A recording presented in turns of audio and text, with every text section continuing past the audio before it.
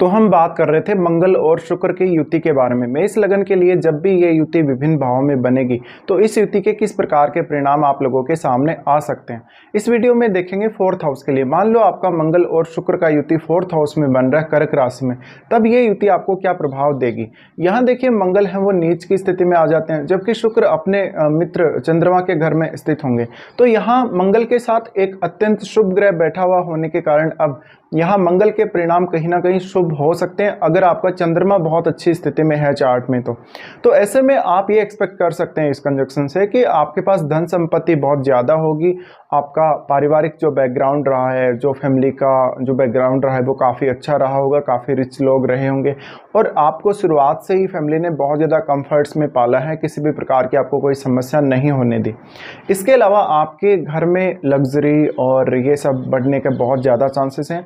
आप अपनी फैमिली से ज़्यादा कहीं ना कहीं प्राप्त करेंगे विरासत के रूप में, खुद कमाने की बजाय, ये भी ये कंजक्शन दिखाता है। अब यहाँ मंगल आपके लग्नेश हैं, खुद लग्नेश होने की वजह से इस बात की भी प्रबल संभावना है कि कुछ हद तक आप अपनी फैमिली को डोमिनेट कर सकेंगे। आप अपनी फैमिली पर धन और संपत्ति के मामले में बहुत ज़्यादा प्रभाव जमा सकेंगे और मंगल 8वें भाव के भी स्वामी हैं, तो आप यहाँ कुछ सडन गेन भी एक्सपेक्ट ज़रूर कर सकते हैं।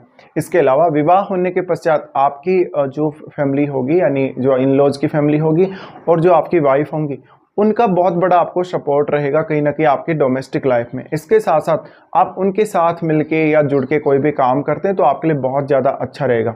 ये मंगल और शुक्र का युति है तो आप कोई भी ऐसा बिजनेस कर सकते हैं जैसे होटल से रिलेटेड काम है या कोई भी लग्जरी फ्लैट से रिलेटेड काम है या रियल इस्टेट से रिलेटेड काम है, इन कामों की तरफ आप रुझान रख सकते हैं।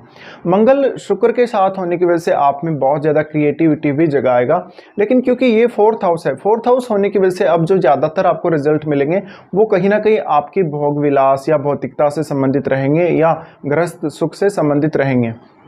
तो नो डाउट आपको सुख बहुत ज़्यादा प्राप्त होगा इस वजह से, और जीवन साथी का भी आपको पूरा सपोर्ट मिलेगा। लेकिन क्योंकि यहाँ मंगल नीच की स्थिति में है इसलिए थोड़ा बहुत नकारात्मक प्रभाव भी जरूर देंगे। इससे फैमिली के साथ या अपने जीवन साथी के साथ कभी कोई विवाद हो सकता है धन संपत्ति को लेकर या कोई अन्य बात को लेकर, तो ये आपको समझना जरूरी है। अब यहाँ पे अगर हम बात करें शुक्र की, तो शुक्र आपकी कुंडली में दूसरे भाव और 7वें भाव के स्वामी बनते हैं। इससे इस बात की भी बहुत प्रबल संभावना बन जाती है कि आपका कोई भी फैमिली में पहले बिजनेस रहा हो जिसको आप आगे चल के संभाल सकते हैं। यहाँ पे अब अगर देखा जाए तो ये बहुत ज़्यादा कंफर्ट वाली स्थिति है और मंगल जो है, मंगल साथ होने की वजह से कहीं ना कहीं शुक्र से रिलेटेड चीज़ों को अचीव करना आपके लिए काफ़ी ज़्यादा आसान होता चला जाएगा। लेकिन बस आपको ये देखना है कि आप जो मंगल के द्वारा जो एनर्जी आपको मिल रही है उसको कैसे कंट्रोल कर सकते हैं। मंगल और शुक्र का युति वास्तव में आपको बहुत ज़्यादा भोग विलास या अय्यासी करने के लिए भी प्रेरित कर सकता है, फोर्थ हाउस में है तो, और आपके मन को बहुत ही ज़्यादा डिस्टर्ब रखेगा। अगर आपका चंद्रमा पीड़ित है तो इस बात की बहुत प्रबल संभावना है कि या तो आप अपने घर से दूर सेटल होंगे या कहीं ना कहीं कोई लंबी दूरी की यात्रा करेंगे। ये स्थिति लेकिन वास्तव में आपको जीवन का जो वास्तविक सुख है वो प्रदान जरूर करेगी। अब आपके मंगल लग्नेश होने की वजह से अब आपकी जो अहमियत है, आपके प्रयासों की जो अहमियत है वो बहुत ज़्यादा बढ़ जाती है और आप किस प्रकार की थिंकिंग रखते हैं अपने घरेलू जीवन के प्रति, उसका इम्पैक्ट भी आपकी लाइफ पर पड़ेगा ही पड़ेगा। मंगल 8वें भाव के स्वामी होने की वजह से इस बात की भी प्रबल संभावना है कि फैमिली को लेकर कोई ना कोई इश्यू भी आपको लगातार आते ही रहेंगे जिनको आपको बहुत अच्छे से हैंडल करना पड़ेगा।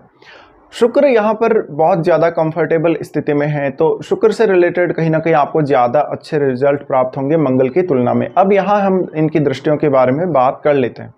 सबसे पहले मंगल के बारे में अगर बात करें तो मंगल आपके 7वें भाव पे दृष्टि डालेंगे जहां वो सप्तमेश के साथ ही बैठे हुए हैं आपके फोर्थ हाउस में। ऐसी कंडीशन में कहीं ना कहीं आप अपने जीवन साथी को बहुत बेहतरीन तरीके से हेल्प कर सकेंगे। आप अगर कोई भी बिजनेस स्टार्ट करते हैं, बिजनेस में काफ़ी अच्छा कर सकेंगे, पार्टनरशिप में बहुत अच्छा कर सकेंगे, या अगर फैमिली के साथ ही पार्टनरशिप हो या जीवन साथी के साथ पार्टनरशिप हो तो और भी ज़्यादा ये आपके लिए अच्छा रहेगा। मंगल का ये दृष्टि कहीं ना कहीं अब आपकी सोशल इमेज या आपके मान सम्मान या रिस्पेक्ट को भी बढ़ाएगा क्योंकि आप बहुत ज़्यादा धनवान होने की वजह से बहुत ही एक प्रतिष्ठित व्यक्ति के रूप में देखे जाएंगे।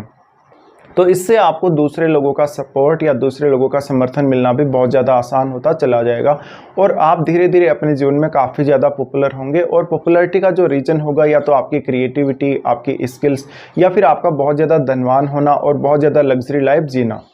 अब यहाँ पे जो भी आपको पार्टनर से सपोर्ट मिलता है उसको आपको एक्सेप्ट जरूर करना चाहिए, चाहे धन के रूप में है चाहे किसी भी रूप में है। लेकिन यहाँ पार्टनर से जितनी ज़्यादा आप एक्सपेक्टेशंस रखेंगे उतना ही आपको डोमेस्टिक लाइफ में इश्यूज आएंगे।